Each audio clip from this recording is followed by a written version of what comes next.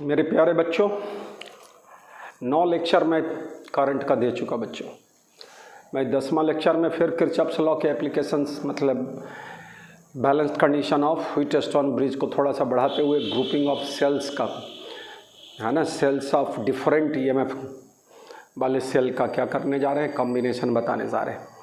Parallel grouping का थोड़ा सा और डिफरेंट है ना ट्रिकी प्रॉब्लम्स थोड़ा सा बताने का कोशिश करूँगा मैं, है ना। किरचॉफ्स लॉ पर तो बनाना ही है सवाल, लेकिन किरचॉफ्स लॉ के बिना एप्लीकेशन किए हुए भी डायरेक्ट हम लोग बहुत सारे सवालों को है ना आसानी से क्या कर सकते हैं, बना सकते हैं, जो हमारे कॉम्पिटिटिव लेवल में थोड़ा क्या करेगा, आपको मदद करेगा। इससे तो बोर्ड में किरचॉफ्स लॉ पर ही सवाल को क्या करना है, एनालाइज करना है। तो देखो बच्चों, मैं थोड़ा सा व्हीटस्टोन ब्रिज का बात कर रहा हूँ, जो पिछले लेक्चर में मैं बताया था।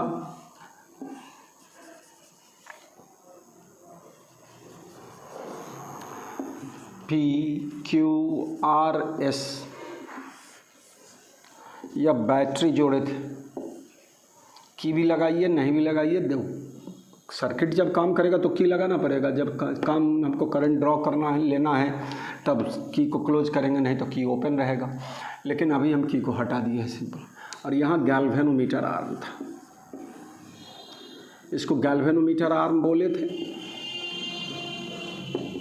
और इसको बैटरी आर्म बोले थे, AC डायगोनल को, और BD डायगोनल को गैल्वेनोमीटर आर्म। इसमें करंट में दिखा रहा था IG बराबर 0 बैलेंस्ड कंडीशन में, इस तरह का चीज़ था। यह I करंट आया था, I1 गया यहाँ से I2, तो I2 equal to I minus I1 from KCL।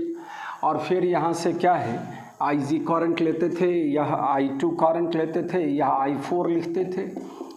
I4 बराबर I2 प्लस IG, I2 के जगह I minus I1 plus IG।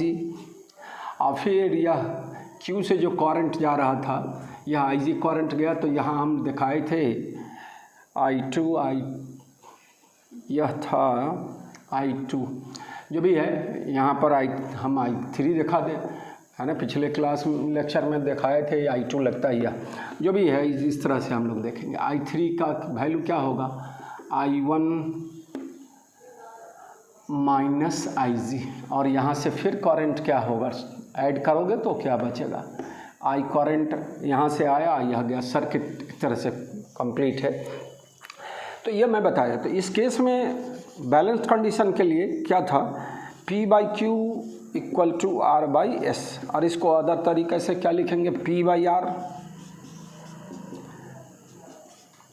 बराबर Q/S, ये लिखने का। अब equivalent resistance between A and C, RAC निकालना है इसके बीच में। जब इससे कोई करंट नहीं दिया तो इस सर्किट से ओमिट हो जाएगा मेरा बच्चा, ये गैल्वेनोमीटर आर्म को ही ओमिट कर देंगे, तो ये दोनों सीरीज में हो जाएगा, ये दोनों सीरीज में हो जाएगा, और ये दोनों आपस में क्या होगा, पैरेलल में। तो 1/RAC को हम लोग क्या लिखेंगे, ये रेजिस्टेंस P प्लस Q, तो 1/P plus Q plus 1/R plus S। ये तो सवालों में हम लोग इस तरह से यूज करेंगे। तो यह एक फॉर्मूला। अब क्या कहता है, इसका नेक्स्ट पार्ट क्या है, इसके अगला जो हम बताना जा रहे हैं, चाहे बताना चाह रहे हैं, वो क्या, गैल्वेनोमीटर आर्म और बैटरी आर्म को इंटरचेंज कर दिया जाए। तो अब फिगर में क्या हो जाएगा, ये तुम्हारा हो जाएगा क्या चीज़, बैटरी आर्म, और यह हो जाएगा गैल्वेनोमीटर आर्म। तो इसका फिगर अलग से अगर मैं दिखाऊँ, है ना,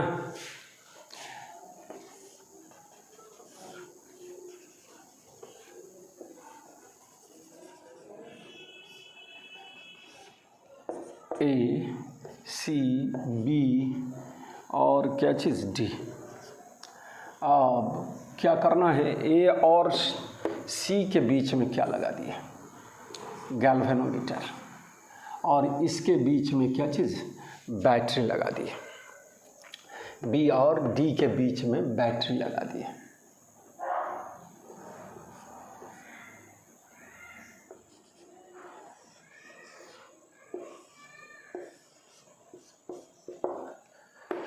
यह PQRS था बच्चों। तो क्या किए, if battery arm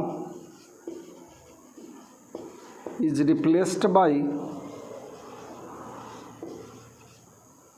galvanometer R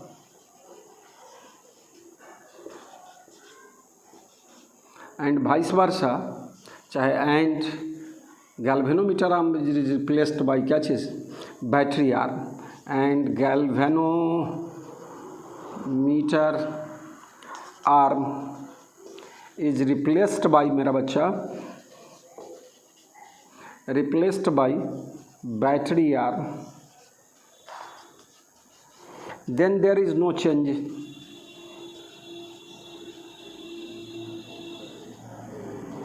in balanced condition.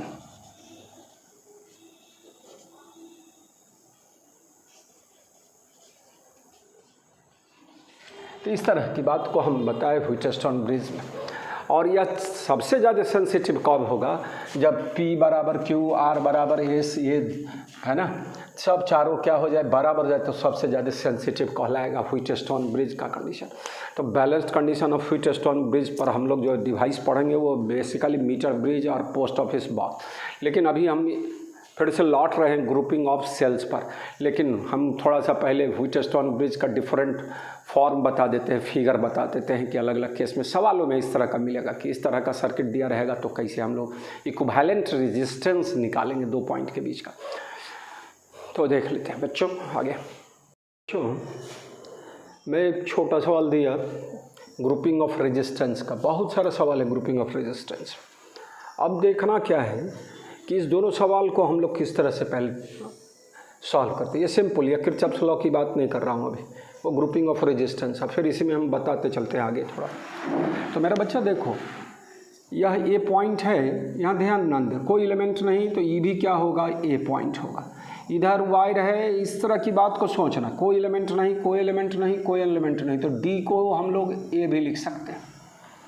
यह ए पॉइंट का जो पोटेंशियल होगा वही डी पॉइंट का, तो इसको हम लोग डी लेटर को ए के द्वारा भी क्या कर सकते हैं, रिप्रेजेंट कर सकते हैं, एक पॉइंट।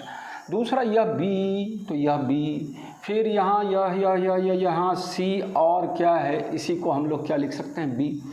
अब आप हम लोग का सवाल आसान हो गया, ए और बी के बीच में इफेक्टिव रेजिस्टेंस पूछता है, मतलब फाइंड आर ए बी। तो आर ए बी यह ए और बी के बीच में, तो यह फिगर बदल गया मेरा बच्चा, यह पॉइंट ए ले लेंगे और ए और बी के बीच में एक रेजिस्टेंस हो गया मेरा बच्चा, है ना, आर। यह ए और बी वाला ए नंबर 1 वाला जो सेल है तो वो दिखा दे, छोटा सा बात। और फिर दूसरा ए और बी के बीच में ही है यह डी वाला, तो यह ए पॉइंट को ही हम लोग क्या बोले हैं, ए और डी। यह ध्यान देना थोड़ा सा, इसके बीच में भी फिर रेजिस्टेंस डी और बी वाला, यह तुम्हारा बी और कौन सा पॉइंट हो गया, बी और सी। यह आर। अब तो यह सर्किट क्या दे रहा है कि आर ए बी बराबर व्हाट, R/3 पैरेलल कॉम्बिनेशन का केस हो गया। अब उसी में क्या हुआ, अब इस ब्रांच में एक और रेजिस्टेंस आ गया मेरा बच्चा, देखो कितना आसान।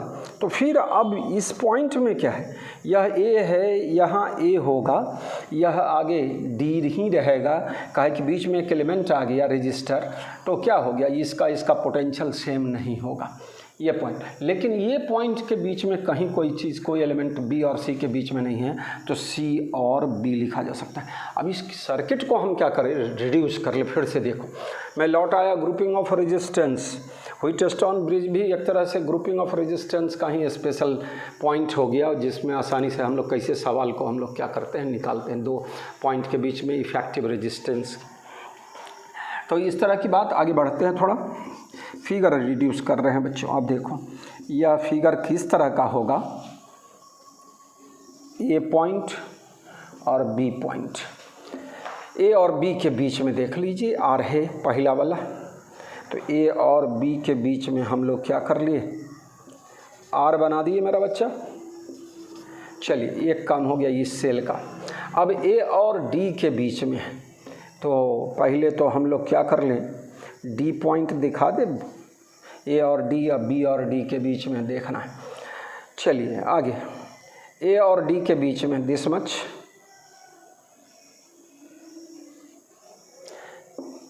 अब बी और डी के बीच में आर आर हो गया। अब बच गया किसके बीच में, है ना, फिर से किसके बीच में, बी और डी के बीच में, बी और डी, बी और डी, बी और डी, तो बी और डी।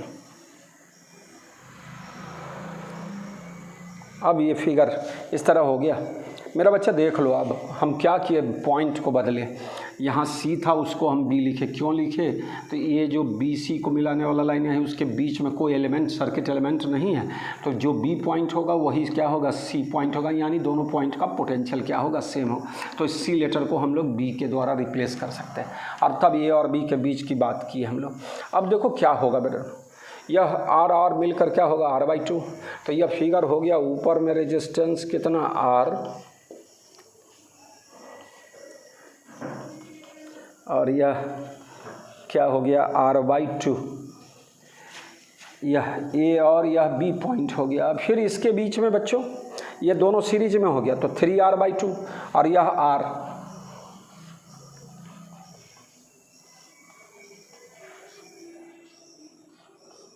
R 3R/2। अब ये मिलकर एक इक्विवेलेंट रेजिस्टेंस देगा मेरा बच्चा, किसके बीच का, ए और बी के बीच का। इसका फिगर इस तरह दिखा दे, लास्ट रिजल्ट यह RAB बराबर, दोनों पैरेलल में है, प्रोडक्ट बाय सम, प्रोडक्ट बाय सम। तो क्या होगा बच्चों देख लो, R × 3R/2 और R + 3R/2। सॉल्व करें, 3R/2 पर R कैंसिल, तो यह दे देगा मेरा बच्चा इसका रिजल्ट 3R/5 आंसर हो जाएगा। तो ये छोटा छोटा 2 सवाल मैं बताया, ये किरचॉफ्स लॉ की बात नहीं है।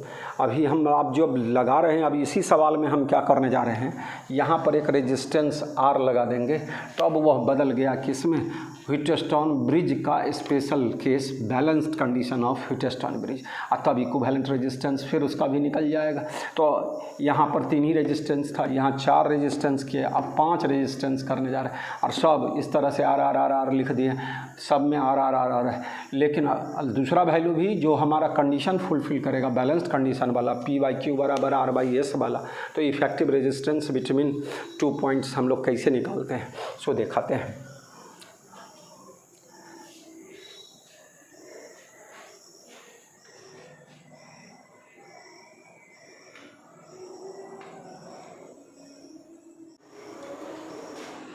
बच्चों फिर उसी 2 सवाल में अब जहाँ रेजिस्टेंस जिस साइड में नहीं था वहाँ भी एक रेजिस्टेंस डाले। अभी देख रहे हैं R सब पाँचों R 5 को रेजिस्टेंस है। अब इसको हम अगर सिंपल फॉर्म में लिया है तो तुरंत सवाल बन जाएगा। हमारे लोग का सवाल है find equivalent resistance between M and N। तो यहाँ एक पॉइंट क्या कर लो, M बना दो, दूसरा पॉइंट N बना दो, अपना मन से कुछ नाम दे दिया जाए, A और क्या चीज़ B। चलिए M और यह M पॉइंट है, यह A पॉइंट है। M और A के बीच में यह A बना दिए, M और A के बीच में मेरा बच्चा R। फिर A और N के बीच में R, A और N के बीच में R। E गया, E गया, A और B, यहाँ B पॉइंट बना दो। ये सब प्रैक्टिस का केस होगा। A और B में क्या हो गया मेरा बच्चा, A और B के बीच में R, E भी हो गया। अब क्या बच गया, B और N के बीच में, तो B और N के बीच में R। फिर M और B के बीच में R। अब तो फिगर जब भी इस फॉर्म में आया तो व्हीटस्टोन ब्रिज का बैलेंस्ड कंडीशन का केस हुआ। इसको तुरंत क्या कर देना है, ओमिट कर देना है। VA बराबर VB का केस होगा इस पॉइंट, अगर इस फिगर में A और B लिया है तो यह ओमिट हो गया, तब तो सिंपल फिगर हो जाएगा। तब तो balanced condition of Wheatstone R effective बराबर दिखा दिए, या 2R होगा या 2R होगा, यह गायब हो जाएगा, है ना, और टू आर पैरेलल में है तो उसका रेजिस्टेंस आर होगा। तो यह जो रेजिस्टेंस देगा, बीच का फिगर फिर मैं गायब किया, इस फिगर नेक्स्ट फिगर में क्या होगा, इसको ओमिट करना होगा। अगला फिगर में 2R लिखेंगे दोनों पैरेलल में, और उसका इफेक्टिव रेजिस्टेंस किसके बीच में, M और N के बीच में मेरा बच्चा, RMN बराबर क्या होगा, तो किसके बराबर, R के बराबर, यह 2R। इसमें वैल्यू और भी क्या किया जा सकता है, चेंज किया जा सकता है। जैसे M और A के बीच में क्या लिए, R है, उसी तरह से हम लोग A और N के बीच में क्या ले ले, यहाँ सवाल बदल रहे हैं, दूसरा सवाल, या 4R है, या 4R है, क्लियर। और यहाँ फिर M और B के बीच में हम लोग फिगर में M और B के बीच में 4R ले रहे हैं, और B और N के बीच में क्या ले रहे हैं, 16R।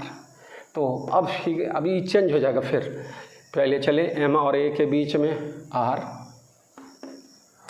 चले A और B के बीच में R है या 5R है, 10R है, जो रहेगा। पहले ये देख लें, पहले A और N के बीच में कितना, 4R, 1:4। और फिर यहाँ पर किसके बीच में बच्चों, M और B के बीच में कितना लिए, 4R, और फिर B और N के बीच में कितना, 16R, 1:4 का रेशियो, 1/4 EV, 1/4 EV। तो बैलेंस्ड कंडीशन ऑफ हीट, इस R में जो भी रहे, 2R, 5R, 7R, 8R, जो भी यहाँ R है तो R ही रहने दें। तो यह क्या हो गया, यह ख़त्म। अब फिगर अब सिंपल हो जाएगा, ऊपर में कितना हो गया, 5R, और नीचे 20R।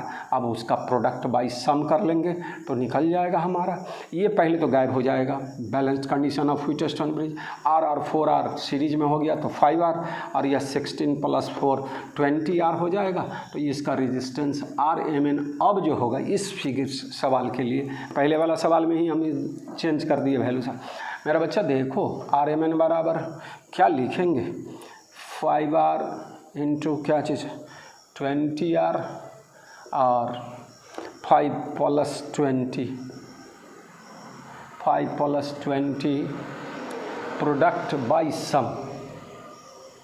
तो क्या हो जाएगा, प्रोडक्ट या 20 और या क्या चीज़, यह 5R हो गया बच्चों, और यह 20R हो गया। एक रेजिस्टेंस 5R, एक 20R। तो 5R प्रोडक्ट, और तो 20 + 5 25R, एक R से R कट गया, 4R बचेगा बच्चों, है ना, 4R। चेक कर लेंगे अपना, वो हमको जो समझाना था मैं बता दिया कि अब balanced condition of Wheatstone bridge का फॉर्म आ गया बच्चों इसी फिगर में। और भी बदलते रहो, लेकिन क्या है, इसका रेशियो और इसका रेशियो क्या होना चाहिए, सेम हो जाए। अब बीच में जो रहे 5R, 7R, 10R, 20R, जो भी रहे, न्यूमेरिकल वैल्यू भी दिया रह सकता है, 2 ओम और क्या चीज़, 8 ओम। फिर यहाँ 8 ओम और उसका 4 टाइम्स, है ना। तो इसका 4 टाइम्स कितना हो जाएगा, 8 का 4 है ना, 48 हो, तो कितना 32 ओम हो जाएगा। तो देखना है, वो अपने से आपको मैनिपुलेट कर लेना है। तो इस तरह का ये सवाल सबका फॉर्म हो गया। इस तरह का सवाल को चेक कर लिया, अगर balance condition of Wheatstone bridge आ गया तो सवाल तुरंत बन गया। तो पूछेगा तो एक सवाल, अब एक सवाल में ही अब डिफरेंट तरीक़ा से हम लोग सवाल को सॉल्व कर सकते हैं। अलग अलग सवाल देखेंगे तो वो टेक्निक बताना अब मेरा ड्यूटी है। अब देखिए इस सवाल में देख लीजिए, अब इस सवाल में फाइंड RMN कहता है, ठीक है, यही सवाल है, केवल सर्किट बदला हुआ है। इसको लेके हम लोग क्या कर दें, ये जो है इस तरह है, इसको ऐसे खोल दें, इधर अंदर को बाहर कर दें, तो फिगर फिर क्या हो जाएगा मेरा, उस फॉर्म में आ जाएगा। MN के बीच का रेजिस्टेंस निकालना है, तो क्या है, यह M, यह N, M और N के बीच में नाम दिया हुआ है मेरा बच्चा। यह M पॉइंट है, यह A ले ले और नीचे B बना दिए। M और A के बीच में 2R। देखो सर्किट कैसे बदल दे रहे हैं फॉर्म, क्या हो जाएगा, M और A का काम ख़त्म। अब फिर किसके बीच में, A और N के बीच में 4R मेरा बच्चा, ये ख़त्म, ये ख़त्म। अब चले किसके किसके बीच में, M और B के बीच में, M और B के बीच में 2R, फिर B और N, where is B, this is B और दिस इज N, तो B और N के बीच में 4R। अब देखो 1:2, 1:2, और बीच में अब जोड़ रहा है, तो बीच में किसके बीच में है ना, A और B के बीच में कहाँ है बच्चों, R है, तो A और B के बीच में R बना दे। अभी A और B के बीच में R हो, 5R हो, 2R हो, जो भी रहेगा सब केस में तो वो बैलेंस्ड कंडीशन का ही कंडीशन को फुलफिल करेगा ना बच्चों। तो अब क्या हो जाएगा, ये ओमिट हो गया। अब ये दोनों क्या चीज़ में, सीरीज में, तो 6R, ये भी क्या चीज़ 6R, तो रिजल्ट क्या हो जाएगा, पैरेलल में 6R 6R तो 3R देगा। डायरेक्ट मैं लिख देता हूँ बीच का फिगर गायब, M और N के बीच में RMN बराबर है ना 6 और 6 तो 3R।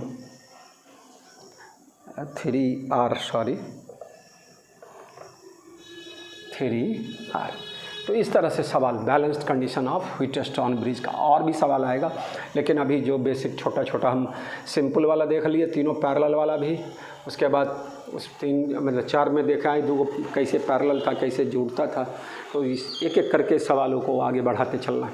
लेकिन हम आपको फिर से लौटा के ले जा रहे हैं मेरे बच्चों, है ना, पैरेलल कॉम्बिनेशन, मतलब combination of cells of different EMF की बात करने चले। तो सीरीज में तो बड़ा आसान होता है, मैं 2 लाइन लिख देता हूँ सीरीज वाला फटाक, और उसके बाद पैरेलल वाला में ले चलते हैं किस तरह।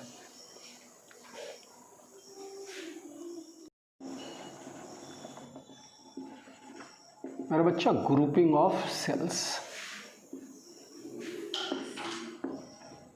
Grouping of cells of different, चाहे grouping of different cells, different cells, EMF internal resistance सब सेल का अलग अलग है। था एक पहला सिंपल वाला सीरीज वाला, सीरीज कॉम्बिनेशन, सीरीज ग्रुपिंग, कुछ नहीं विशेष बताने जा रहे हैं। एक का निगेटिव, दूसरे के पॉजिटिव, दूसरे का निगेटिव, तीसरे के पॉजिटिव, एंड बहुत सारा सो ऑन, है ना।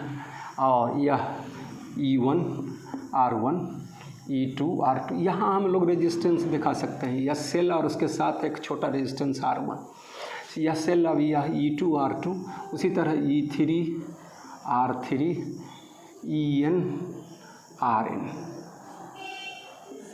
तो इक्विवेलेंट EMF क्या होगा, इक्विवेलेंट सब सही तरीके से अरेंज, मैं पिछले लेक्चर में बता रहा था N-2M वाला केस, है ना, कि M सेल्स रॉन्ग मैनर में कनेक्टेड हो जाए सीरीज में, तो इफेक्टिव EMF क्या हो जाएगा, N-2M × E।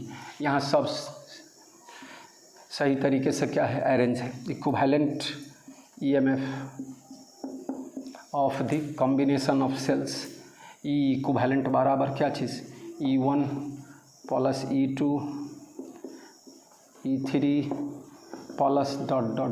EN।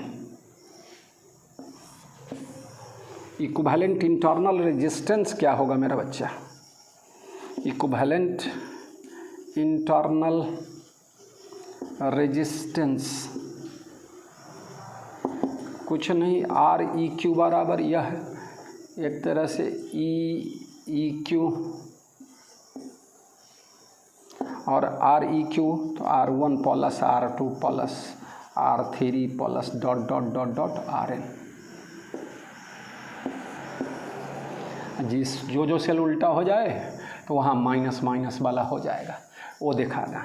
तो और इसको लोड रेजिस्टेंस से जोड़ देंगे कॉम्बिनेशन को, जो पहले करते आ रहे थे, तो क्या होगा, current in flows through the load resistance, equivalent EMF effective EMF by क्या चीज़, टोटल रेजिस्टेंस, तो वह रेजिस्टेंस कैपिटल R और यह टोटल इक्विवेलेंट। तो उस तरह से सवाल अब बनाएंगे, सवालों में हम दिखाएंगे थोड़ा सा। चलिए अब पैरेलल की बात करेंगे, मेन मेरे को वही सिखाना था पैरेलल। इस सीरीज में वोल्ट सब जुट गया, ये आराम से आप कर लेंगे, है ना। अब पैरेलल वाला दिखाते हैं, मैं पैरेलल ग्रुपिंग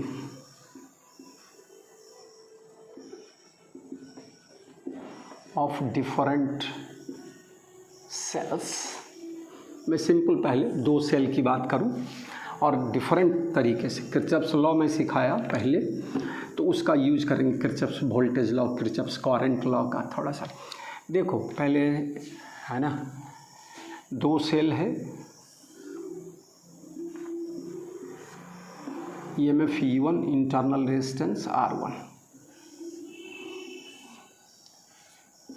मैं बताया पैरेलल कॉम्बिनेशन में all the positive terminal of different cells are connected at one common point and all the negative terminals of cells connected at other common point, है ना। यह E2 और क्या चीज़ R2, यह M और N पॉइंट पर, और इसमें क्या कर दोगे, लोड रेजिस्टेंस जोड़ोगे। ये नहीं भी दिखाएं तो चलेगा। यहाँ से क्या होगा, करंट इस तरह से, यह I1, यह I2 और यह करंट मेन क्या है, इसमें से निकल के यहाँ करंट जा रहा है I। ठीक है, पहले सिंपल एनालिसिस करें। ये दोनों सेल से करंट क्या हो रहा है, लोड रेजिस्टेंस को डिलीवर्ड हो रहा है। इट मीन्स मेरा बच्चा है ना, दोनों सेल का डिस्चार्जिंग वाला केस है, तो इसका पोटेंशियल, इसके लिए भी टर्मिनल पोटेंशियल डिफरेंस VMN और इसके लिए terminal potential difference VMN same होगा ना बच्चों। तो हम क्या कर रहे हैं, कोई भाषा नहीं दे रहे हैं, आपको फिगर में दिखा दिया। अब इस सेल के cross terminal potential difference between M and N, चाहे for each cell terminal potential difference between, चलिए potential difference between M and N कर दिए, और terminal potential difference for each cell क्या होगा, इस सेल के कॉरस्पॉन्डिंग फॉर वन, कोई लिटरेचर बोले बच्चों, क्या लिखेंगे हम लोग, V बराबर है ना E1 minus I1 R1, and for 2 के लिए इससे I1 क्या निकलेगा मेरा बच्चा, क्या करोगे, E1 माइनस V बाई क्या चीज़ R1, मतलब E1 by R1 V1 by R1 for 2। Similarly for 2, इसमें भी अब स्टेप गाइड करें, नहीं तो तोड़ के लिखते तो V बराबर E2 माइनस I2 R2 इस सेल के लिए मेरा बच्चा है ना। लेकिन सिमिलरली फॉर 2 क्या लिखोगे, I2 बराबर E2 by R2 minus V by R2, यह इक्वेशन नंबर 1 और यह इक्वेशन नंबर 2 है ना। अब क्या है, तो I1 एट M, I1 और I2 incoming current, I out going current, दोनों वैल्यू क्या होना है, सेम होना है। इनकमिंग करंट बराबर आउट गोइंग फ्रॉम KCL वाला बात करते हैं, तो नहीं KCL बोलेंगे भी नहीं आप, तो इतनी बात पहले से आपको आइडिया है। 9th 10th में भी करंट ही सब पढ़े हैं, तो इतना, और अभी बहुत सारा हम लोग देख चुके हैं हर लेक्चर में इस तरह की बात। तो क्या होगा मेरा बच्चा, यहाँ से मेन करंट क्या है, I है, और ये दोनों सेल मिलकर क्या होगा, एक सेल की तरह देगा। यहाँ ध्यान दो बच्चों, एक सेल जिसका इक्विवेलेंट EMF क्या है, EQ, और इंटरनल रेजिस्टेंस REQ, और उसको हम लोग क्या कर दिए, लोड रेजिस्टेंस से क्या किए, जोड़ दिए। यह करंट क्या है बच्चों, I है, यही करंट इस तरह से I, और यह रेजिस्टेंस। तो यहाँ पर टर्मिनल पोटेंशियल डिफरेंस लिखने का तरीका क्या होगा बच्चों, V बराबर EEQ माइनस IREQ है ना। यहाँ पर I बराबर जस्ट इसी तरह है ना, क्या होगा, I बराबर EEQ बाई REQ और माइनस V बाई REQ, यह इक्वेशन नंबर 3 कर दें। अब पहले adding 1 and 2, I1 plus I2 हो जाएगा। I1 प्लस I2 किसके बराबर हो जाएगा, I के बराबर होगा। पहले इतनी बात को फिर से देख लो, ये दो सेल मिलकर कई सेल की तरह काम किया। एक सेल जिसका इक्विवेलेंट EMF EEQ और इक्विवेलेंट इंटरनल रेजिस्टेंस REQ, हम लोग इसी का वैल्यू निकालने चले। तो पहले है ना, एक सरसरी नज़र से देख लें, ये सिंपल मेथड से हम लोग कर रहे हैं। अभी जस्ट मैं KVL से करने जा रहा हूँ, KCL प्लस KVL। KCL का तो इसमें भी यूज कर लिए, सिंपल बात। तो adding 1 and 2, adding equation 1 and equation 2, क्या होगा बच्चों? I1 plus I2 equal to E1 by R1 plus E2 by R2 और minus V into 1 by R1 plus 1 by R2। I1 plus I2 क्या देगा मेरा बच्चा? I बराबर E1 R1 plus E2 by R2 और minus V into 1 by R1 plus 1 by R2। यह equation number 4 कर दो मेरा बच्चा। अब यह I और EEQ और REQ के जगह दिस मच और V इन बाई RQ, तो 1 बाई REQ बराबर 1 by R1 plus 1 by R2। Compare कर लेंगे तो बात कर लेते हैं। पहले इतना लिख ले तो हम, है ना, यहाँ जगह इस पर ले चलते हैं बच्चों। पहले इतना कर लो बच्चों, सब देख लो बढ़िया से। मान के काम करें हम लोग। कंपेयरिंग इक्वेशन 3 एंड इक्वेशन 4, क्या होगा बच्चा? I है, ठीक है। EEQ बाई REQ के जगह क्या है? EEQ बाई REQ बराबर E1 by R1 plus E2 by R2 and, है ना, सेकेंड टर्म में V into this much V by 1, तो 1 बाई REQ, 1 बाई REQ बराबर 1 बाई R1 1 बाई R2। इसको क्या लिख सकते हो बच्चों? R1 plus R2 by R1 into R2। REQ बराबर R1 इंटू R2 बट्टा R1 प्लस R2। तो आ रहा है आपको प्रोडक्ट बाई सम पैरेलल में R1 R2 है, तो यह इक्विवेलेंट रेजिस्टेंस होगा।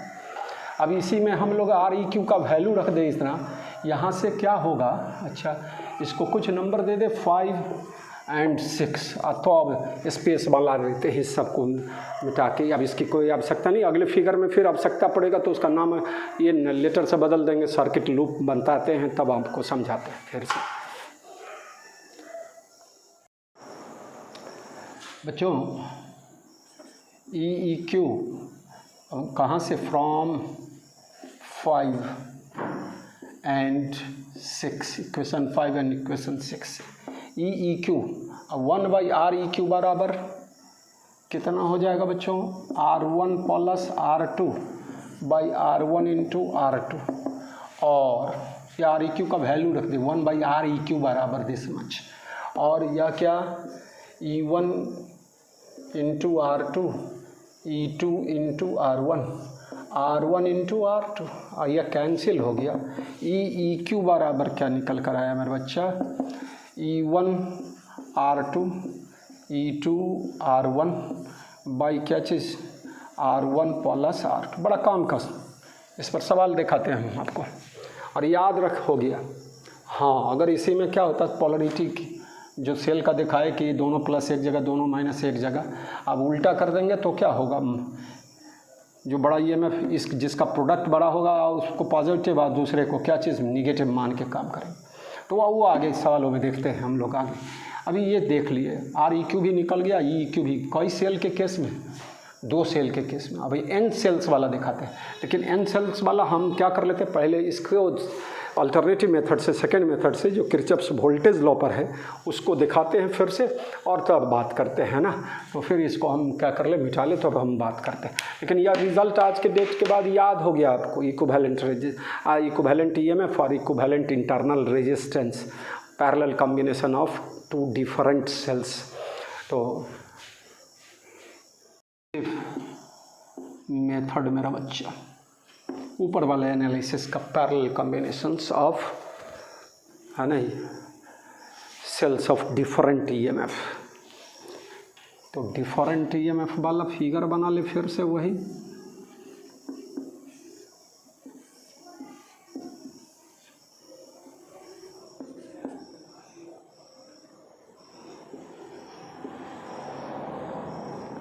इस तरह से दिखा दे,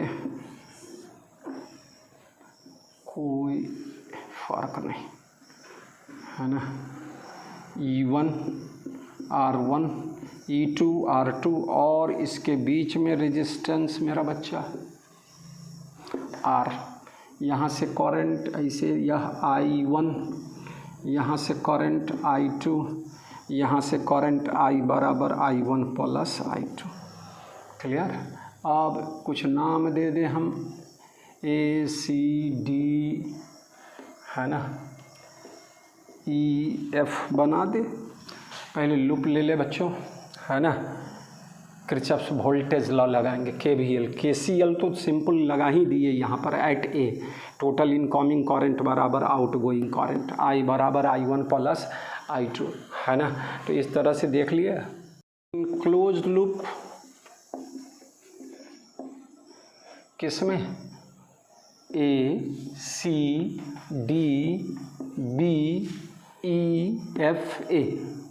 ACDBEFA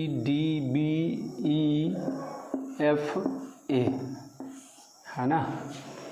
from KVL, loop rule, mesh rule, सब बोले थे नाम से बच्चों। यहाँ ध्यान दोगे बच्चे, है ना। अब लिखाना आप क्या, आप हो नहीं मेरे साथ अभी, तो क्या है हम ही बोलेंगे। क्या देख रहे हैं, इस तरह लूप का डायरेक्शन ले रहे हो तो -E1। यहाँ देखो भाई, लूप का डायरेक्शन इस तरह से, और लूप के डायरेक्शन में हाई से लो वाला हम लोग सीखे थे निगेटिव, तो -E1।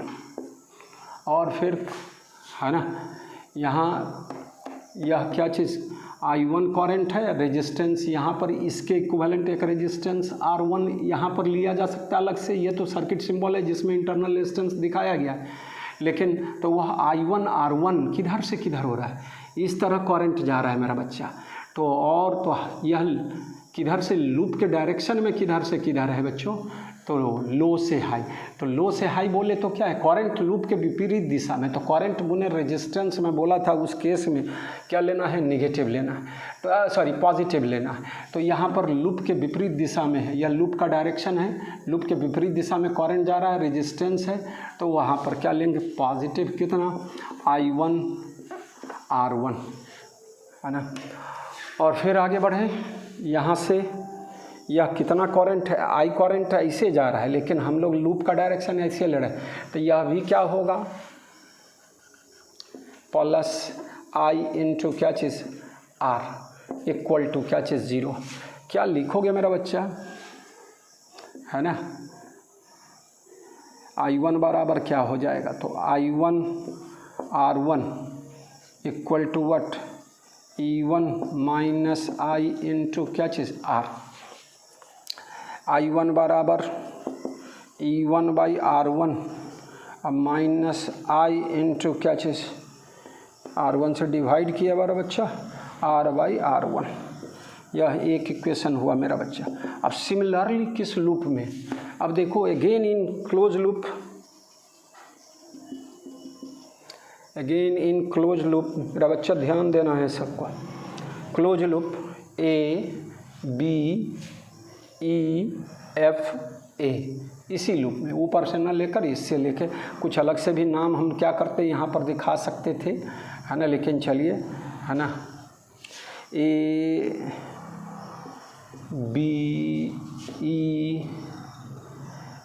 है ना, FA, इस तरह के लूप में बात कर रहे हैं। क्या होगा बच्चों बताओ फिर से, यह सेल EMF का डायरेक्शन प्लस, मतलब क्या है, लूप का डायरेक्शन इधर है, अब प्लस से माइनस, हाई से लो है लूप के डायरेक्शन में, तो निगेटिव लिखना सिखाए थे, मैं तोड़ के बोला फिर।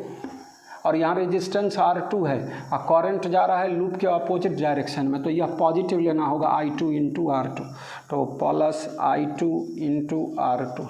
फिर यह करंट है ना, करंट का डायरेक्शन यह है, लूप का डायरेक्शन यह है मेरा बच्चा। तो हम क्या बोलना चाह रहे हैं, यह फिर क्या लेना है, यह पॉजिटिव लेना है, कितना, तो I इंटू क्या चीज़ R इक्वल टू 0।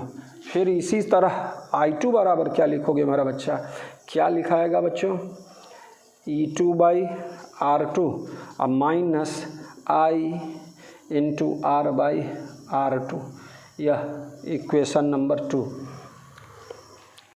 तो इक्वेशन 2 तक आए बच्चों हम लोग। अब क्या है, adding 1 and 2, adding equation 1 and equation 2। ध्यान देना बच्चों, I1 प्लस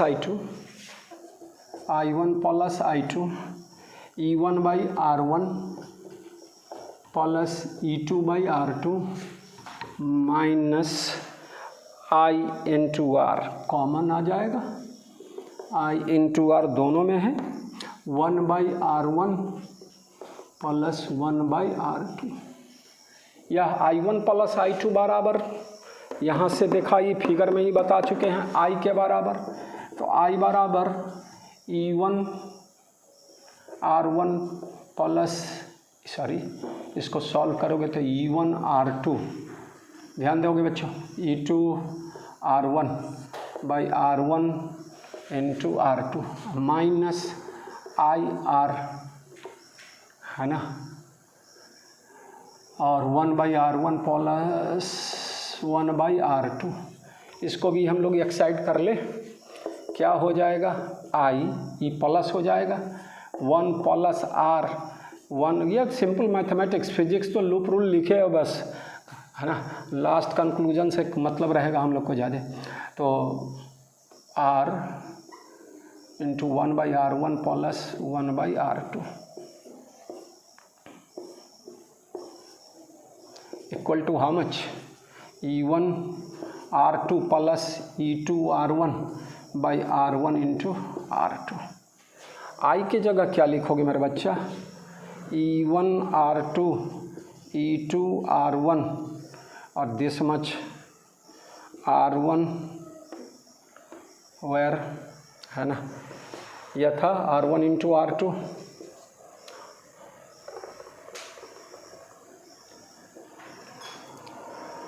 और डिवाइडेड बाई, इसमें पूरे में डिवाइड कितना, 1 plus R into 1 by R1 plus 1 by R2। इसको अगर हम कर ले तो क्या हो जाएगा, R1 प्लस R2 और बाई क्या चीज़, R1 इंटू R2। इसको और सॉल्व करना होगा, इसको E1 R2 plus E2 R1 how much R1, है ना, R1 इंटू R2 LCM ले लेंगे तो कैंसिल हो जाएगा, तो क्या बचेगा बच्चों, R1 into R2 R into R plus R1 plus R2, है ना, यह I बराबर दिस मच। अभी और सॉल्व करते हैं इसको, है ना, तो बस एडिंग 1 एंड 2 करके इस तरह का रिज़ल्ट सब लाए और यहाँ तक लाए हैं। अब इसको आगे हम लोग फिर बढ़ाते हैं आगे। जस्ट हम लोग को क्या करना है, ये सेल को देख लो कैसे हम लोग डायरेक्ट इसको, इस फिगर को, है ना, यहाँ पर एक सेल बनाएंगे जिसका इक्विवेलेंट EMF EEQ और इक्विवेलेंट इंटरनल रेजिस्टेंस REQ और रेजिस्टेंस कितना R, या तो I बराबर क्या लिखा जाएगा मेरा बच्चा, EEQ by R plus REQ। ये अब इससे कंपेयर करके हम लोग क्या करेंगे, निकालने का कोशिश करेंगे भाई रिज़ल्ट को।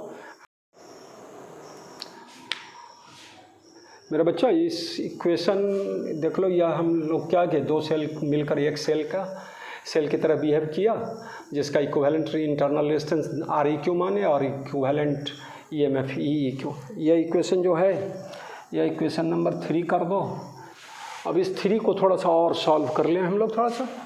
I बराबर E1 R2 plus E2 R1, how much, हम R1 प्लस R2 से ऊपर नीचे डिवाइड कर दें तो R1 प्लस R2 I बराबर, और दिस क्या चीज़, है ना, R1 प्लस R2 से ऊपर नीचे डिवाइड कर दे तो हमारा क्या बच गया, R दिस मच, है ना, R plus R1 into R2 बट्टा R1 प्लस R2। यह इक्वेशन कुछ इसी को 4 मान ले और ये पहले वाला जो लिखे थे उसको 5 मान ले, है ना। तो क्या हो गया, आर और आर ई क्यू के जगह दिस मच और ई क्यू के जगह दिस मच। तो कंपेयरिंग क्या, 4 and 5, ई क्यू बराबर E1 R2 E2 R1 by how much R1 plus R2, और यह निकला। एंड आर ई क्यू बराबर R1 इंटू R2 बट्टा R1 प्लस R2। पहले भी निकाले, इस मेथड से भी निकाल लिए। अब ये तो हो गया 2 सेल्स की बात। अब n सेल्स इस तरह से रहे तो हम लोग कैसे कंपेयर करेंगे, सो दिखाने चले, है ना। E Q by R E Q करें तो E1 by R1 E2 by R2, 2 sales में था। अभी n सेल्स का क्या हो, कॉम्बिनेशन हो, तो यही क्या होगा, फॉर n डिफरेंट सेल्स,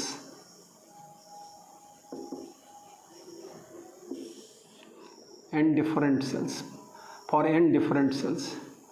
कौन कॉम्बिनेशन, पैरेलल कॉम्बिनेशन, सबका प्लस एक जगह सबका माइनस एक जगह वाला बात। क्या होगा, E3 बाई R3 प्लस, झंझट हो तो केवल जो लिखते हैं हम लोग कैपिटल ई वो लिख देंगे तो वो चलेगा, अब प्लस EN बाई RN, या डायरेक्ट। और कोई बीच वाला क्या हो जाए, उल्टा पोलरिटी चेंज हो जाए तो वो उसको माइनस EMF वाला माइनस में ले लेंगे बच्चों। And 1 by R E Q बराबर 1 by R1 plus 1 by R2 plus dot dot dot dot क्या चीज़ 1 बाई RN। इस तरह का केस है बच्चों। यह E1 R1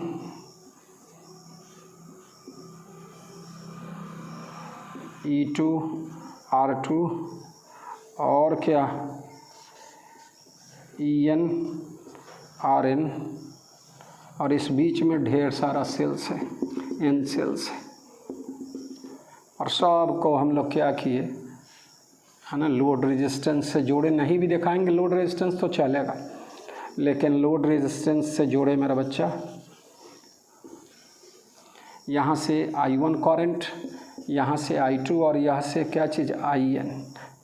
इधर से तो करंट दिखा सकते हैं। यह क्या होगा बच्चों, I बराबर I1 plus I2 plus dot dot क्या चीज़ IN। इसी में पोलरिटी जिस सेल का रिवर्स कर दें उसके लिए निगेटिव लेना होगा। मान लो सेकंड सेल को हमारा यह माइनस और यह प्लस, तो यहाँ माइनस हो जाएगा। तो इस तरह की बातों को आपको ध्यान रखना है। अब यह n सेल्स के कॉम्बिनेशन का अब 2-3 फिर से हम इसी पर छोटा सवाल हम बताने जा रहे हैं, और तब तो आगे फिर बढ़ते हैं हम लोग। हम कह रहे हैं डिफरेंट टाइप्स ऑफ प्रॉब्लम को अब डिस्कस करना है ना। मेरा मूल काम अपने लोग का है सिलेबस के मुताबिक मीटर ब्रिज एंड पोटेंशियोमीटर, है ना। अब नए जो अभी जो आया है उसमें तो कह रहा है क्या चीज़, जैसे कलर कोडिंग सबको हटा दिया है, केवल बोर्ड के एग्जामिनेशन के व्यू से। आगे क्या होगा कॉम्पिटिटिव एग्जामिनेशंस में वो अभी क्लियर नहीं है, लेकिन कलर कोडिंग सब, लेकिन वो सब बेसिक चीज़ें मैं सिखाया और आपको आराम से आता है तो सीखने में कोई ख़राबी नहीं। तो चले आगे, तो फिर से कहता है find the equivalent EMF of 3 cells which are connected as shown in figure। Equivalent internal resistance, तीनों सेल मिलकर क्या है एक सेल की तरह काम करेगा, है ना। ये प्रॉब्लम इस तरह दिया हुआ है, फिगर दिया हुआ है ना। तो हम लोग इस फिगर को इस तरह से रिड्यूस करके बता सकते हैं क्या है कि यह एक सिंगल सेल है जिसका EMF EQ और इंटरनल रेजिस्टेंस कितना REQ, किसके बीच में बड़ा बच्चा M और N। इसी का वैल्यू निकालना है, इसका वैल्यू नहीं डिमांड है लेकिन निकाल सकते हैं।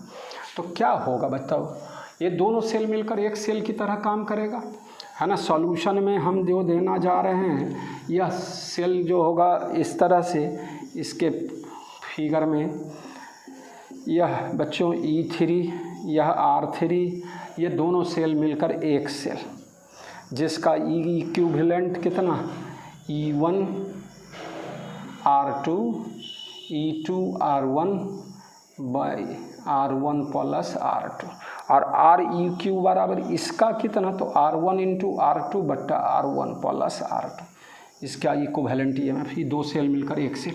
अब ये दोनों सेल किसके कौन कॉम्बिनेशन हो गया, सीरीज कॉम्बिनेशन हो गया। तो EEQ बराबर क्या हो गया, है ना, दिस प्लस दिस, तो क्या लिखोगे, E1 R2 plus E2 R1 by क्या चीज़ R1 प्लस R2 और प्लस क्या चीज़ E3। यह E इक्विवेलेंट निकल गया मेरा बच्चा। R इक्विवेलेंट कैसे होगा, तो R इक्विवेलेंट सीरीज वाला हो गया ये दोनों, तो कितना होगा हेयर REQ बराबर, है ना, R3 प्लस दिस, तो R1 इंटू R2 बट्टा R1 प्लस R2 और प्लस क्या मेरा बच्चा R3। यह छोटा सा प्रॉब्लम, न्यूमेरिकल वैल्यू रहेगा, दिया रहेगा, खटा खटा बनाते चले जाओगे, है ना। तो इस तरह की बात सीख ले। अब और टिपिकल बात, थोड़ा थोड़ा आगे बढ़ते चले जाएं इसी सवाल से। अब पिछले ही प्रॉब्लम में क्या है, पोलरिटीज रिवर्स कर गया E2 का और कह रहा है कि E1 R2 less than E2 R1। पहले तो ये दो सेल मिलकर कई सेल की तरह एक सेल, और तब तो इस दोनों का कॉम्बिनेशन का बात करें तो यह फिगर में वही चीज़ पूछता है, फाइंड EEQ एंड REQ, है ना। तो बच्चों इस फिगर को हम लोग कैसे दिखा सकते हैं, पहले यह सेल है E, इसमें कोई चेंज नहीं अभी दिखा रहे हैं R3। अब ये दोनों सेल मिलकर क्या होगा, इसका E2 R2 वाला वैल्यू, E2 R1 वाला वैल्यू बड़ा है, तो यह सेल दोनों मिलकर क्या होगा, इसका जो दोनों का इस दोनों का हो गया, वो फिगर अभी यही है, प्रॉब्लम यही है फिगर में, एस्टोनिक फिगर। अब इसमें मैं इसके बारे में बोलूँ तो क्या होगा, इस दोनों का इक्विवेलेंट EMF E लिखा जाए, इस दोनों सेल के कॉम्बिनेशन का, तो उसको क्या लिखोगे मेरा बच्चा, E2 R1 और plus E1 R2 by R1 plus R2। R equivalent क्या होगा, R1 इंटू R2 बट्टा R1 plus R2। R equivalent लिखना रहे तो R1 इंटू R2 बट्टा R1 प्लस R2। अब इसमें चेंज आएगा बच्चों, अब उल्टा हो गया, और कह रहे हैं E2 क्या है, बड़ा है, और इधर हम लोग इसको क्या ले लेंगे, तो यह रिजल्ट क्या हो जाएगा, दिस मच। कौन वैल्यू बड़ा है, दिस मच, तो माइनस वाला होगा, तो इसमें सेल का कॉम्बिनेशन जो देखा है E3 और यहाँ पर E3 R3 है ही। अब ये दोनों सेल मिलकर एक सेल हो गया, जिसकी पोलरिटी इस तरह लिखी जाएगी मेरे बच्चों, इसका इक्विवेलेंट EMF E लिख दिए और इसका इक्विवेलेंट रेजिस्टेंस R लिख देते हैं। R सिर्फ इस दोनों क्या कॉम्बिनेशन का, आप पूरे का लिए तो REQ ही लिखेंगे। यह सेल, अब यह दो सेल का कॉम्बिनेशन हो गया, और इसका इक्विवेलेंट EMF कैसे होगा, तो अब कैसे लिखाएगा बच्चों, E इक्विवेलेंट बराबर यह सब मिलकर क्या होगा, एक सेल की तरह काम करेगा ये, जिसका इक्विवेलेंट EMF EEQ और इक्विवेलेंट रेजिस्टेंस REQ किसके बीच में, A और B पॉइंट के बीच में।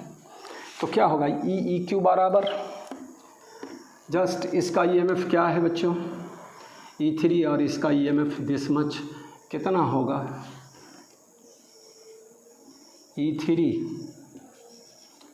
और माइनस, है ना, इसको लिखे तो क्या एक तरह से क्या है ना, यह पोलरिटी क्या हो गया, उल्टा हो गया, तो E3 माइनस E और E3 माइनस E के जगह क्या लिखाएगा, E3 माइनस,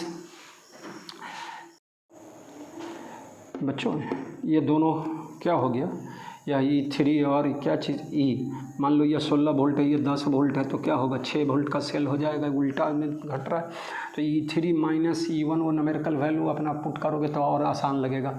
क्या लिखेंगे, E के जगह मेरा बच्चा E2 R1 E1 R2 by R1 plus R2।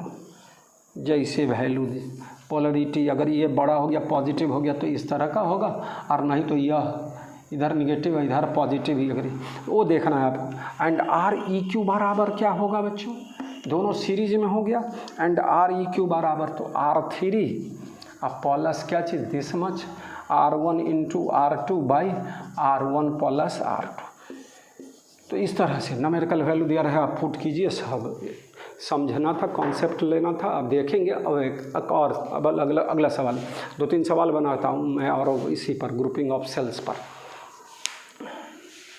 कहता है find the equivalent EMF of 4 cells, चारों सेल मिलकर एक सेल की तरह बिहेव करेगा। आप किस तरह देखते हैं, यहाँ पोलरिटी अलग हो गया है, लेकिन तब भी बोले हैं पैरेलल में ही है चारों, और सबका ईएमएफ और इंटरनल रेजिस्टेंस दिया हुआ है मेरा बच्चा। तो क्या कहता है, इक्विवेलेंट ईएमएफ और इक्विवेलेंट रेजिस्टेंस, इंटरनल रेजिस्टेंस निकालना है कॉम्बिनेशन ऑफ सेल्स का। तो देखो सवाल होगा, अब सॉल्यूशन में देखो, ये दोनों सेल को एक साथ लो, पैरेलल में हो गया, यह मिलकर ऊपर वाला क्या होगा, एक सेल E1 R1, फिर ये दूसरा सेल, इसका ईएमएफ क्या लेंगे बच्चों, M और N के बीच में E2 और R2। अब E1 कितना होगा, E1 का डायरेक्ट यूज करो, है ना। क्या सीखे थे बच्चों, E2 इंटू R1, तो E2 के जगह 2, R1 के जगह 1, अब प्लस E1 इंटू R2, तो 1 इंटू 1, अब बाई R1 प्लस R2, तो 2 कितना हो गया 3/2 वोल्ट। और इसका इक्विवेलेंट रेजिस्टेंस R1 बराबर क्या होगा, तो R1 बराबर R1 into R2 by R1 plus R2, तो 1 और 1 का तो पैरेलल में क्या होगा 1/2 ओम हो जाएगा। ये काम हो गया पहले वाला। अभी E2 के लिए सोचो, यह 4 इंटू 1 बड़ा है और 1 इंटू 3 यह निगेटिव और यह क्या चीज़ पॉजिटिव। E2 बराबर क्या होगा मेरा बच्चा बताओ तुम ही लोग, 4 इंटू 1 माइनस, या माइनस पोलरिटी के रिवर्स होने से कितना होगा बच्चों, 3 इंटू क्या चीज़ 1 बराबर है, लेकिन यह इसको इसका साथ पेयर 3 इंटू 1, अब बाई क्या चीज़ है ना, टोटल कितना R1 प्लस R2 लिखते हो तो वो 2 हो जाएगा। फिर कितना हो गया मेरा बच्चा, यह 4 में 1/2 वोल्ट हो गया। और इंटरनल रेजिस्टेंस R2 बराबर कितना होगा यहीं पर, है ना, तो R1 इंटू R2, तो 1 इंटू 1, तो 1/2 ओम हो जाएगा। अब ये मिलकर क्या देगा, एक सेल देगा बच्चा, जिसका ईएमएफ क्या लिखें, E लिखें, और इंटरनल रेजिस्टेंस क्या चीज़ R लिखें। तो यहाँ E बराबर क्या होगा, E बराबर इसी फार्मूला पर, अब ये दो सेल, एक सेल ये और एक सेल ये पैरेलल में, पैरेलल वाला में केस क्या था, E1 R2,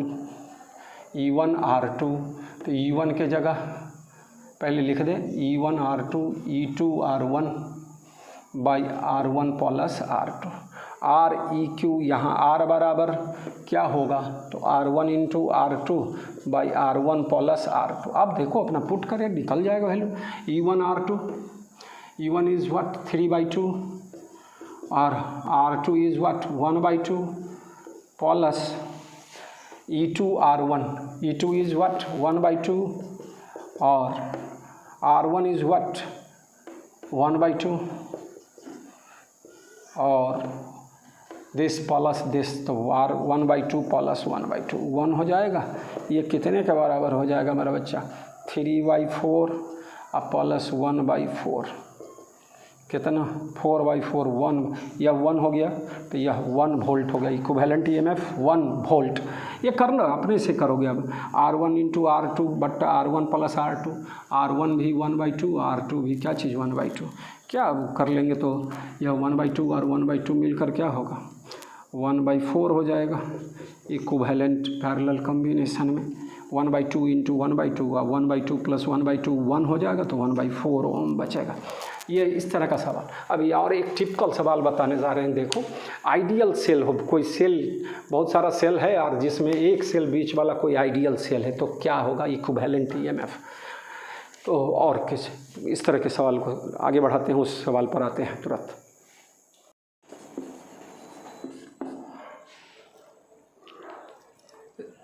बच्चों एक केस बताने जा रहे हैं कि पैरेलल ग्रुपिंग के केस में when one cell is ideal और डिफरेंट सेल जो है सो आइडियल सब में इंटरनल रेजिस्टेंस। आइडियल सेल का मतलब इंटरनल रेजिस्टेंस उसका क्या चीज़ जीरो। मैं बताने जा रहा हूँ कि मान लो जैसे यह मेरा बच्चा E1 R1, यह सेल E2 जो आइडियल है, इसका इंटरनल रेजिस्टेंस जीरो है, और this much third cell E3 R3, यहाँ लोड रेजिस्टेंस है बच्चों, यह R है। अब क्या करना है, कुछ नाम दे दिया जाए, A B है, ए और बी के बीच में 3 सेल्स पैरेलल में, जिसमें से ई सेल आइडियल है, तो इसका इंटरनल रेजिस्टेंस जीरो है। तो हम लोग क्या कर लें, इसका नामकरण में कुछ दे दे, ए बी, कुछ नाम सी डी, एक के लूप की बात करें हम इसी में, ए बी है ना, ए बी सी डी, तो ये भी हो जाएगा मेरा बच्चा। तो कुछ नामकरण इसके बीच में ही दे दिया जाए, है ना, ए कुछ पॉइंट माना जाए एम एन। तो इनक्लोज लूप क्या चीज़, A M N B E D, इस बात से हम गए ना, इससे कोई मतलब नहीं रखे। तो क्या होगा बच्चों, ए से चले और फिर D A close loop from K V L, Kirchhoff's voltage law, बताओ क्या होगा। हम लोग इधर जा रहे हैं लूप के डायरेक्शन में, प्लस से माइनस, हाई से लो, हम लोग का कंसेप्ट है यह माइनस होगा बच्चों। तो माइनस E2, कोई रेजिस्टेंस है ही नहीं। अब इधर में करंट क्या है, मेन करंट क्या जा रहा है, इसमें I जा रहा है इधर, और लूप का डायरेक्शन इधर, तो इसमें क्या होगा, I इंटू R, यह हाई है या लो है, लो से हाई है लूप का डायरेक्शन, तो पॉजिटिव लेंगे, तो positive I into R equal to zero. क्या हो जाएगा, I बराबर मेरा बच्चा E2 बाई R। अपने लोग क्या सीखे हैं, I बराबर क्या लिखते हैं बच्चों, I बराबर EQ by R plus REQ। अब ध्यान दो, इसको कंपेयर करो इसमें, है ना, EQ के जगह इसको कुछ मान लें 1 और इसको 2, एज I बराबर EQ by R plus REQ, है ना। तो बच्चों क्या है, क्या हो गया है, फ्रॉम 1 एंड 2, ध्यान दोगे बच्चों, E2 बराबर EQ, तो EQ किसके बराबर हुआ, E2। एगो वाइटल पॉइंट निकल गया बच्चा, रेडीमेड रट्टा मार देना है कि आइडियल सेल होगा तो इक्विवेलेंट ईएमएफ आइडियल सेल के ईएमएफ के बराबर होगा। इंटरनल रेजिस्टेंस क्या हो जाएगा, तो जीरो। REQ क्या चीज़, अब ऐसा है क्या, इसमें मेन रोल इसका हो गया, इसी सेल का, लेकिन इस सेल से भी करंट आएगा, इस सेल से भी करंट, लेकिन हम लोग को सेल का इक्विवेलेंट ईएमएफ किसके बराबर, EQ के बराबर, और इंटरनल रेजिस्टेंस क्या चीज़, इक्विवेलेंट इंटरनल रेजिस्टेंस क्या चीज़, जीरो। R है नीचे, REQ जीरो हो गया, एंड REQ बराबर क्या चीज़, जीरो। मेरा बच्चा इसमें when one cell is ideal in parallel grouping of different cell,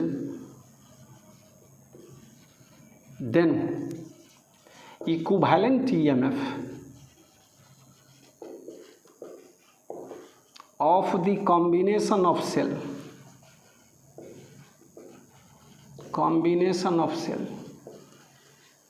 is equal to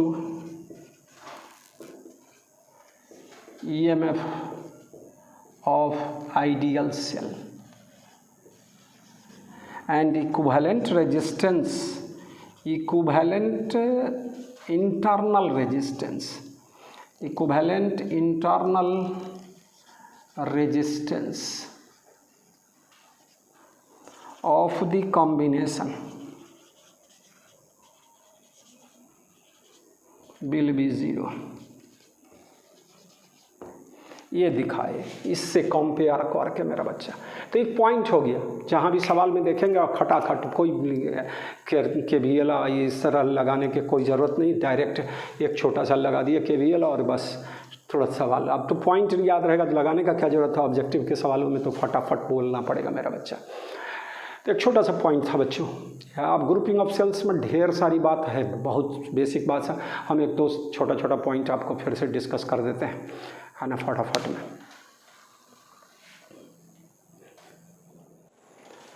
बच्चों यह इंटरनल रेजिस्टेंस R1 R2 दिया रहा है, दो सेल का EMF E1 E2 दिया हुआ है, सर्किट क्लोज कर दिया है इसी को जोड़ के। अब इस केस में बिना कोई विशेष एनालिसिस के इफेक्टिव EMF, हाँ ना भाई, टोटल रेजिस्टेंस सिर्फ इंटरनल रेजिस्टेंस है। तो यहाँ पर क्या लिखना है, इसके बीच में टर्मिनल पोटेंशियल डिफरेंस निकालना है। तो क्या होगा, यह E1 और क्या चीज़ E2, E1 कितना है 4 वोल्ट, E2 3 वोल्ट। मैं बोला था कि यह सेल क्या होगा, 4 वोल्ट वाला जो है सो डिस्चार्ज होगा और यह जो होगा सो चार्ज होगा। इसके लिए टर्मिनल पोटेंशियल डिफरेंस का फार्मूला होगा E1 माइनस IR1 वाला बात, और इसके लिए फार्मूला होगा E2 प्लस IR2, लेकिन दोनों का टर्मिनल पोटेंशियल डिफरेंस क्या हो जाएगा, सेम हो जाएगा। तो हम पहले करंट का वैल्यू डायरेक्ट आपको मैं बताता हूँ। हेयर I बराबर क्या होगा, करंट है ना, फ्लोज इन दिस सर्किट वाला बात। यह 4 वोल्ट था E1 इस डाटा के मुताबिक, तो 4 वोल्ट वाला ही डोमिनेंट होगा, मेन करंट इधर ही होगा, बिना KVL और के सब लगाए हुए। क्या करना है, I बराबर इफेक्टिव EMF, तो 4 volt minus 3 volt, 4 minus 3 by R1 plus R2। यहाँ पर लिखने का तरीका क्या होगा, E1 minus E2 by R1 plus R2। E1 के जगह 4 वोल्ट और E2 के जगह 3 volt, R1 plus R2, R1 और R2 दोनों 1 है तो 2, कितना हो जाएगा 1/2 एम्पियर, 0.5 एम्पियर बोलेंगे, जो भी आया। इसके लिए terminal potential difference TPD across 1 है ना, V बराबर E1 माइनस IR1 वाला केस होगा। E1 के जगह मेरा बच्चा 4 वोल्ट, वो डिस्चार्जिंग का केस है, यह चार्जिंग का केस है, तो यह क्या होगा 4 minus 0.5 into 1, how much 3.5 volt, 4 से घटा और इसका बढ़ेगा, उसका भी टर्मिनल पोटेंशियल डिफरेंस कितना आएगा, TPD बराबर कितना 3.5 वोल्ट।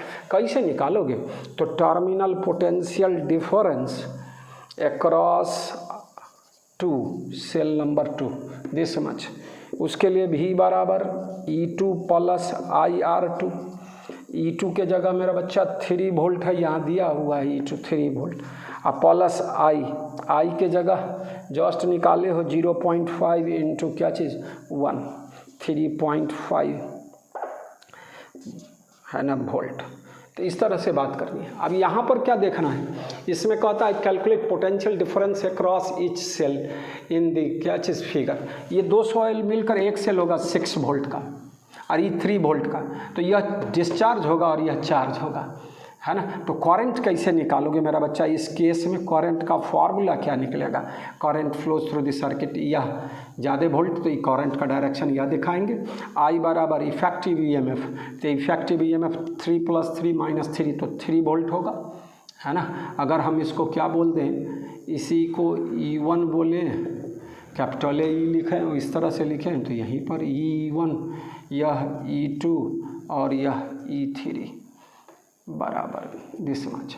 तो क्या होगा, इफेक्टिव EMF बराबर, यहाँ ये दोनों जुटेगा वाला बात, E2 plus E3 minus E1 by this is R1 लिखा जाए, इसको R2 और इसको R3। सब का वैल्यू क्या है, इंटरनल रेजिस्टेंस इसमें दिया हुआ है 1 ओम 1 ओम 1 ओम, नहीं भी चले तो R1 R2 R3 क्लियर है। या 1 नंबर सेल ले लिए, या 2 नंबर सेल लिए, या 3 नंबर सेल ले लिए, कुछ R1 plus R2 plus R3 क्या होगा, वैल्यू पुट करें, है ना। यह E2 प्लस, यहाँ ध्यान देना है थोड़ा सा, E2 प्लस E3 एक सेल वाला हो गया, अब माइनस E1 कितना होगा 6 माइनस 3, डायरेक्ट लिखे 3 वोल्ट। अब बाई रेजिस्टेंस कितना 3, तो I बराबर 1 एम्पियर। इस केस में यह चार्ज होगा बच्चा, और ये दोनों सेल क्या होगा डिस्चार्ज। अलग अलग निकाल सकते हैं हम लोग, पहले ए के लिए निकालें, फॉर ए या 1 है ना।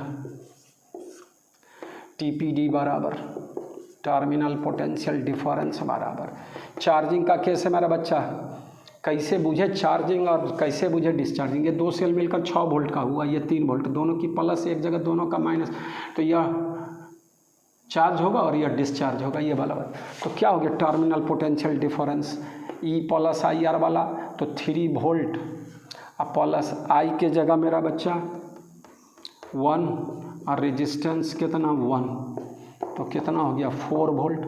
फॉर किसके लिए बच्चों, B के लिए, यह डिस्चार्जिंग का केस है, तो B के लिए क्या होगा टर्मिनल पोटेंशियल डिफरेंस है ना, V2 लिख दे, इसके लिए V1 लिख देते। चलिए V2 बराबर क्या हो गया E माइनस IR, तो क्या लिखोगे E2 माइनस IR2। E2 के जगह कितना है बच्चों 3 वोल्ट, I के जगह 1 एम्पियर और रेजिस्टेंस के जगह 1, कितना हो गया 2 वोल्ट।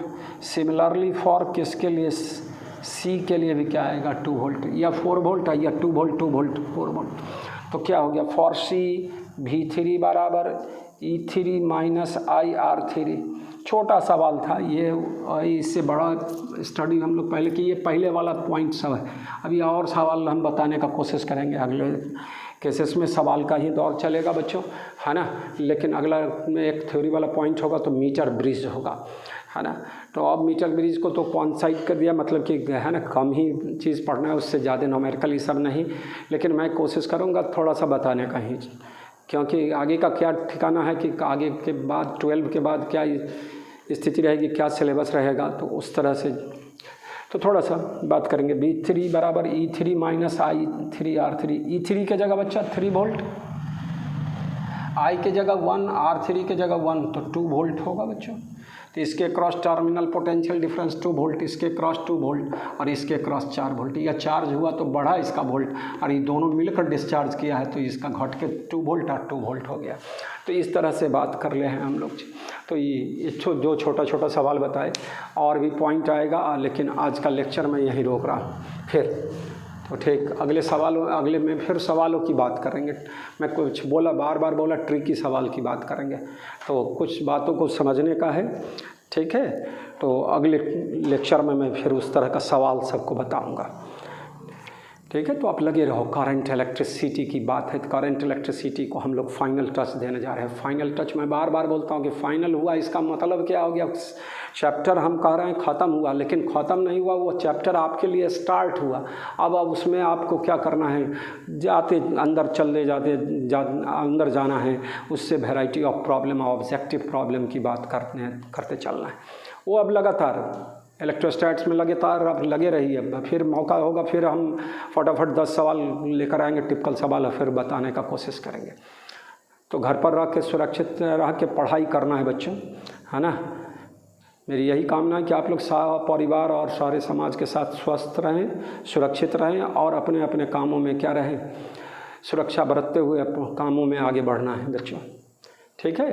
तो पॉजिटिव सोच के साथ पढ़ना है आपको, और पढ़ते चलना है आगे, है ना। अभी समय विपरीत है, सिलेबस सब देख रहे हैं, थोड़ा कर्टेल कर दिया है, लेकिन सिलेबस फिजिक्स में कर्टेल होने से क्या नहीं है, सब लिंक्ड है।